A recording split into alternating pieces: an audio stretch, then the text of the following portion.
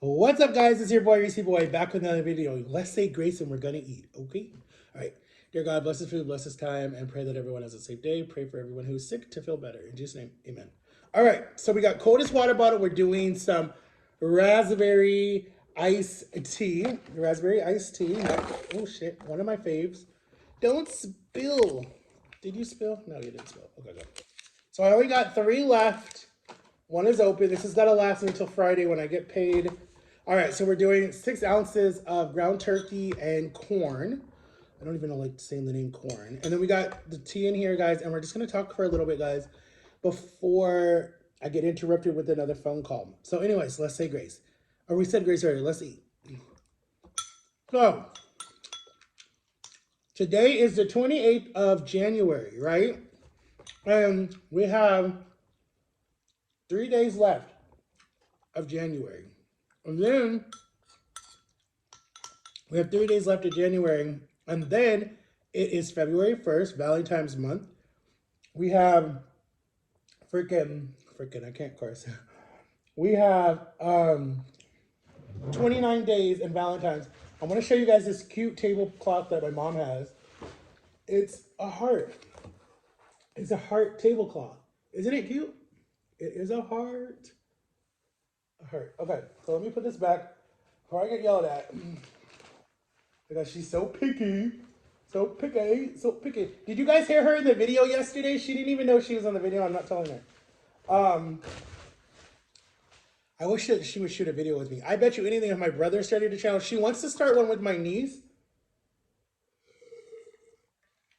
I have a question. Okay, listen. So my mom and dad were thinking, because they're both retired, whatever.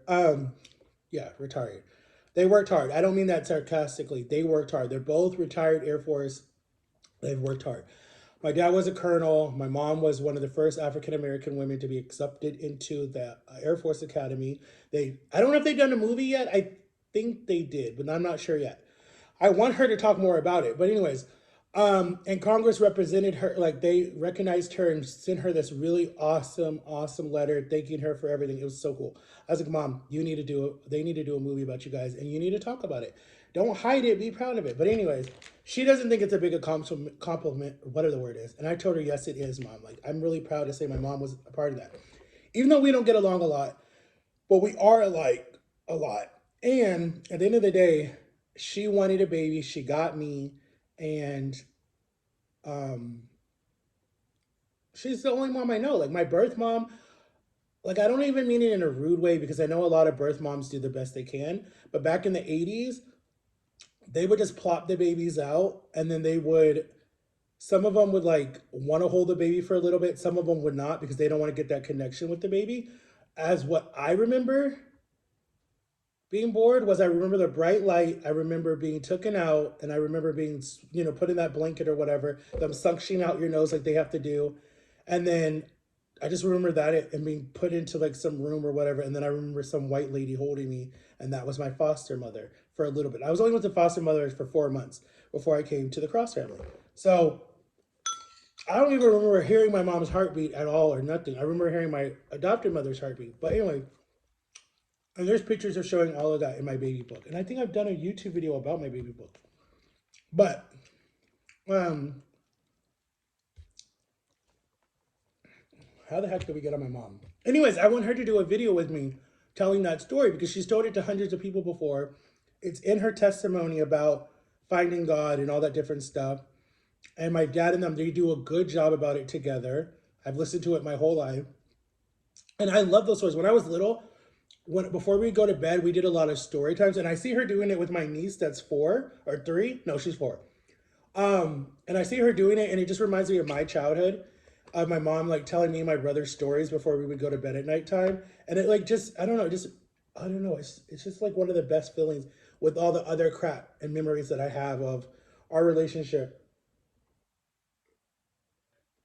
There's still positive stories. Like there's still positive things that I guess I blocked out from a lot of trauma in my life of like with her and other people that I have a lot of trauma. But I remember like we would take a shower, or no, we would take a bath, We'd get our pajamas on. We lived on a farm, right? So it's very quiet out there. Then I remember we would jump, and my dad was always gone because he was Air Force, right? So he was always TDY. He was always gone. He was always different places. All he taught me really at that time was just to be a hardworking person. That's all he really told me. But when he was home, like, I'm not saying he's a deadbeat dad. When he was home, he would play with us. He'd get on the floor. He would wrestle. My mom would be like, "Why do you always have to wrestle with them? Don't teach them." Da, da, da, da. But he would wrestle with us, and like he always had like these big hands, and so he would squeeze us. And then he did like this weird thing where you close your hand a lot, and then you'd feel like this thing come out of your hand. It was weird. Anyways, but it was not weird in a weird way, but like weird in like a cool way because it was like the sensation. It was he'd have to show you what I'm talking about. But he was always just like a big teddy bear. Like he was fun. He was always fun when we'd come home from work, like the stress from work, and then he'd come home to us unless we were in trouble, and then it was like, oh, I don't want to deal with you. But anyways, my mom would read us a bedtime, or he would call on the landline. A lot of you kids don't know what a landline is. It's basically a phone that is connected to the wall, and then you have to talk on it like that. And type numbers. There's no portable phone like cell phones and stuff. They were out there, but they were very big back then with the antenna. Um, so he would call, he would talk to my mom for a little bit, he would tell us where he was, he would say goodnight, we would say we love you, and then he would like, I love you guys be obey, obey mom, blah, blah, blah, good night. And then we would read, my mom would read us a Bible book, she would read us a story, she would tell us about our childhood, or she would tell us about like how she got us and whatever, and then she'd give us a kiss, and then it'd be bedtime, we'd go to our rooms. And go to sleep. That was pretty much what it was, and then she'd tuck us in and be like, I love you, and then she'd go work or do whatever she had to do downstairs. That was how we went to bed every night. And then when she'd be gone, me and my brother would come down from the top bunk, get in the bed with me, and then I would tell like bedtime stories too because he loved my stories. He said I should tell, he said I should do a children's books because he's like, your stories were so like, there was magic and there was mystery and there was just like, he's like, you told the best stories when I was little. And so we would just tell stories and then we'd fall asleep and then we'd wake up and then it'd be the new day. But anyways, I wish she would come on and do a video with us because I think that it would be really cool so you guys can meet her and see what she looks like. I mean, she's on my social media, but I wish she would. Maybe, maybe. I think if we did a cooking video and she didn't have to talk so much, I feel like she would do a video. But I don't know. I gotta ask her again why she won't do a video because it's been a while. Um, and then my sister, she wants to do one, but she can't. And then my other sister, I don't talk to her because I don't know. It's just weird because it's like she lived here for since 2010 to last year, May of last year. So 2010 to 2023, right? And in that time, when she first came, I was in the jail, right? Long story. I'll have to tell you guys that story. I was in the jail, and then she got super close with my younger brother, the baby of the family. They were like this. So when I came, and I was on house arrest when I got out too, and like there wasn't that much that me and her could really do together. Except we would watch a few shows. Jersey Shore was brand new at that time. So we would watch Jersey Shore together. We watched Law and Order SBU with Olivia Vincent. So that was like our show together. Me and my sister-in-law, we would watch uh, The Fosters together. That was our show. And so we would watch different stuff together. But we never hanged out or did anything. And then she met this guy online. She was with him for like 6 years. I never saw her. Her and my brother would still do birthday parties, get-togethers, game night, whatever. They would invite me. Don't get me wrong. They would invite me, but I was so fat and I was so miserable and I didn't want to get anyone's car and ruin their alignment. I just was like so disgusted with myself and angry at the world and angry at everybody and wanting to die and da da da da da. It was miserable. In the time I was like missing my son, mixing my ex, there was so much going on with me. Like I was just so miserable. Still dealing with all the scarring and all the stuff that happened to me when I was in the jail and then racial profiling and just all that different stuff. Like it is a real thing, guys. They trigger and they attack black people. I'm sorry. I don't talk about race on here and I don't talk about politics, but what's happening in this world to a lot of black people, it's unfair. You saw the whole Me Too movement. You saw the whole Black Lives Matter. There was so much stuff that happened. The whole George Floyd, all these different people. Like it's so frustrating of what happens to people with my color. Okay, I'm not being racial, but I'm just telling you, we do not get a fair treatment. It's been proven. It's happening. There's innocent people right now still sitting in prison. Like I get behind Kim Kardashian for helping that one black lady get out and some other people. Like, her father was a lawyer. I'm so happy she's using that, not being so do and whatever and all this stuff about her body, actually using her brain to do good. And she's been with a bunch of black men, so she's not racist. But except Croy was white. But anyways, or no, Chris Humphries. That's what I meant. Chris Humphries, who she should have stayed with. That was a good guy for her. But I would get behind her because there's a lot. Like when I was in jail, guys, I'm telling you a little bit because I know I'm talking about a bunch of stuff. You guys can't stay together. When I was in jail, there was a lot of innocent people. For the state of Florida, for Orlando, Florida, right? And I think it's statewide too, but I think it's just for Florida. A plea deal, right, for Florida, right, is 15 years, right? And then you have a felony on your record. So there were kids younger than me. So I'm 21. There's kids younger than me who were in there for drug stuff, drug trafficking, whatever it was. They were in there for, like, not like heavy drugs, but like minor drugs or whatever. But they got caught with it. They were in the jail. They were like 18, 19 years old, right? They're in here with all these murderers. I can't say the one word. All the different people who, there's different colors. When you go to jail, there's different colors. Minor offenses is like a blue, right? And then all misdemeanors are blue and yellow. And then felonies are red. And then there's another color for like murder and stuff like that, right? So we were with a lot of people who had felonies and murders and different stuff like that. So you weren't really safe. When you're yellow, you're like in a, it's like a boot camp. Like there's very rules and whatever, but it's like a boot camp. It's not that bad. You get to watch movies all day, play games. They give you nasty bologna sandwiches. That's it. But you have no privacy in there either. You all shower, blah, blah, blah. It's none. You have none. So I remember that. But there would be people that I would be friends with, right? Because you all play a bunch of card games, you all share one room, whatever, bunk beds, right? So there'd be like two on this side, two on that side. So basically 4 and 4, right? Or no, 2 and 2, so 4. So you become friends with these people, right? And then they give you your affidavit that shows what you're charged with so you can go over it before you go to trial or whatever happens, right? So a lot of these kids would be reading their stuff late at night, early in the morning, before they saw their lawyer, their public defender, whatever. And they're like, man, I'm going to take this plea, blah, blah, blah, blah, blah. I'm going to be out in 15 years, da, da, da, da. I'm like, dude, how old are you, 18? I'm like, really? You really want to throw your life away for that? And then some of the situations, and I'm not lying, I'm not sugarcoating this.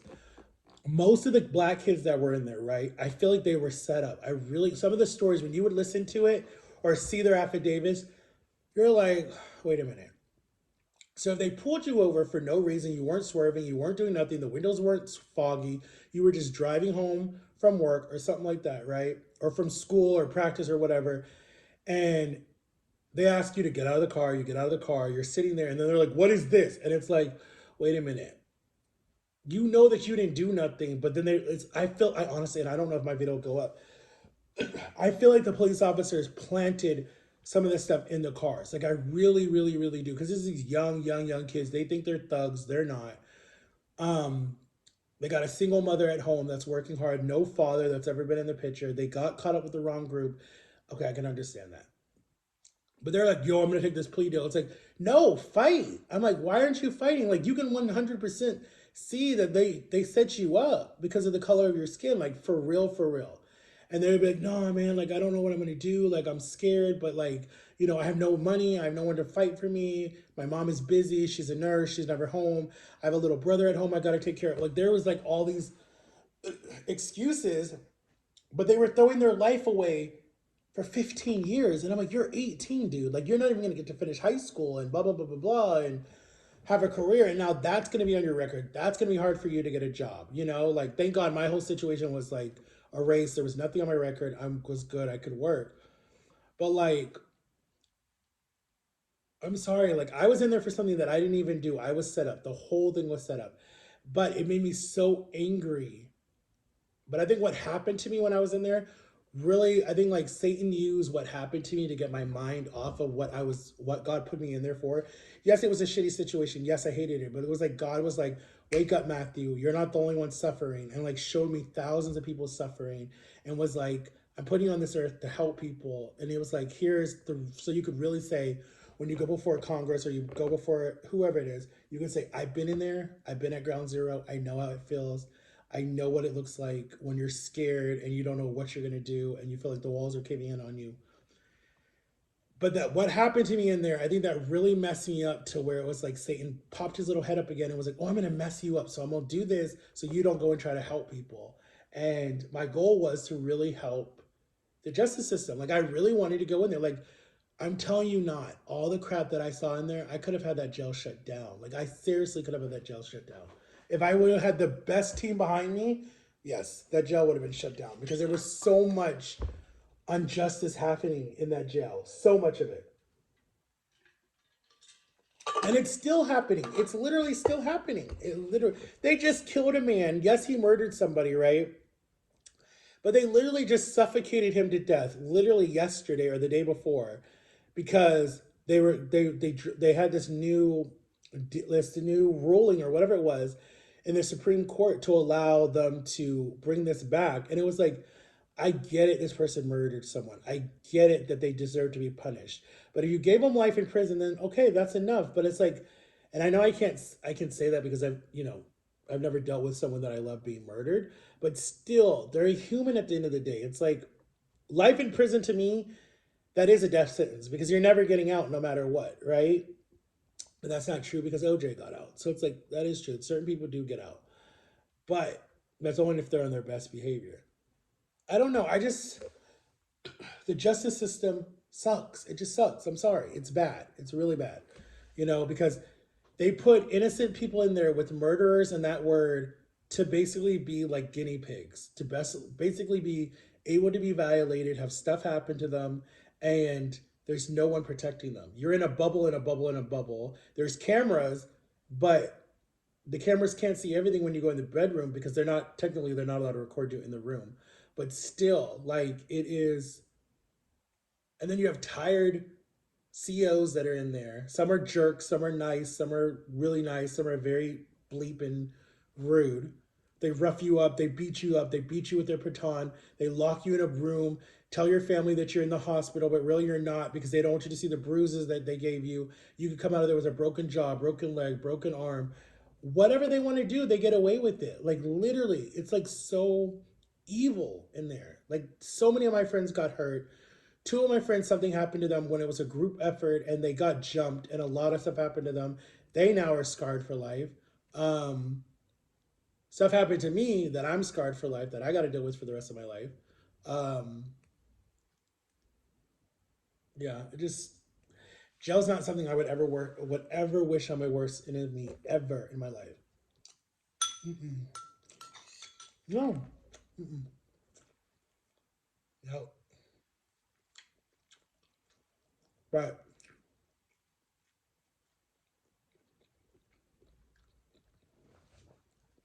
Don't get me wrong. I understand why his jail is there, right? But the thing that I like about the juvie system with the younger kids, right? They give you a chance to better yourself. Like they give you work things. They put you in counseling. They put you in summer camps. They do different stuff. Don't go to any summer camps in Florida because they still beat the kids in these summer camps, and I don't agree with that. But in different states, they give you probation or you have to do all this different stuff, and some of it is good. Like when my mom and dad were working at this school in a bad side of town, they were probation officers, and so they would get these young kids that would come in there like 15, 16, 17, whatever, um, that had to do community service hours, right? So they could get, signed off by the judge. So my parents and they would meet hundreds of different kids, right? Some you could tell were totally gone and there were no saving them and they just didn't care. And my mom and dad can be sweet, but you don't want to push their buttons. And then they would get these kids that were so scared that they just wanted someone to listen to them and talk to them. And my mom and dad would sit there and minister to them and talk to them. And some of them would just fall apart and start crying and be like, this is what happened. And I don't want to do this and da da da da da. And they would basically like love coming to spend time with like my parents. But it's like when you find anyone that you can trust, you want to be around them all the time than being locked up in a juvie or at home where you're being, whatever's happening to you at home. When you find that one person that you can trust that makes you just like escape what you're dealing with, you will open up to that person no matter what because you feel safe with that person. You feel like that person's not going to judge you. And to this day, these kids still see my mom around town when she'll be at the store, da da da da da da da da, and they'll be like so thankful to her and thanking her for all this different stuff, and my dad too. And it's like you can make a purpose in someone's life. You can help someone if you put in enough effort. You never turn your back on them. You show them love where they might not be getting it. You you show them respect and honor and discipline and whatever, but you're still like you do it with love and you don't come off screaming, yelling, hitting, whatever it is. Um, you can make a difference in people's life. And I know I just went all over the place in the last 20 minutes, but yeah, our justice system is failing people. It's failing people. Black, white, Asian, Puerto Rican, Dominican, Cuban, Mexican, whatever it is. They're failing us. They are. They are. Don't get me talking about the border. That makes me angry too. But we ain't gonna go into that. Um, yeah. But anyways, guys, make sure to like and subscribe. I didn't even finish all my food. I kind of feel like it's right here. But it's new year, new Matthew. I'm ready to start, guys, because the last week I just felt so bloated, and I don't know if it's because I ate too much peanut butter. And peanut butter, I don't know if that's one of the side effects or whatever it does, or have I just been snacking too much, or what's going on with me. I still need to go to the doctor, have them put a camera down my throat, or the other way to see what's going on with my colon. Because me being adopted, honestly, guys, I don't know any of my side effects. I don't side effects. I don't know anything that's gonna come to me at all because I was adopted. My birth mom sucks. She won't tell me nothing. My birth dad died. My brothers on that side are all drug addicts except one brother. Um, on my birth side. So I don't know what's out there. Like I know when I was anemic, I know I have anemia and they're scared about that. But I know when I was on my blood thinners and had a blood clot, they wanted to see if it was going to be like for the rest of my life or whatever. So the doctor did a test. And I don't know how they do their test if they don't have family history, but I guess they check out database or whatever. And they saw that it's not common. So I don't have to be on the medication the rest of my life. Thank God, because I hate that medication. So be thankful that you know a little bit about your family history, if you're adopted or not, if your parents aren't in the picture or not. Because me, I don't know anything. I don't even know if cancer is out there in the future. I don't know if anything is out there in the future because no one will tell me anything. Not even my siblings will tell me anything, or my aunts that are still alive. I don't talk to that side at all. They say that I'm rude to them, but they don't even reach out to me. And then when they do reach out to me, I always feel like they want something. And they don't watch my YouTube, so it doesn't even really matter. But yeah, I don't know. Comment below if I should reach out to them. Do you guys think that I should try to reach out to them because it's a new year? Or should I leave that chapter closed? Because it really stresses me out. I really do get depressed about it. Um, I could do another story on that, guys, if you want me to, about being adopted and the ins and outs about it. Because some people worry about it, adopting a baby or something. I still want to adopt a baby. I still do. I still want to get a kid. I still want to adopt a baby. Like I really do. From a different country or from here in the US. I don't know. So hopefully I would be able to put all that on YouTube. I think that would be so cool. Just so like if I get me a baby, then when the baby gets older, the baby can look back and see the whole journey like on YouTube. I think that would be so cool.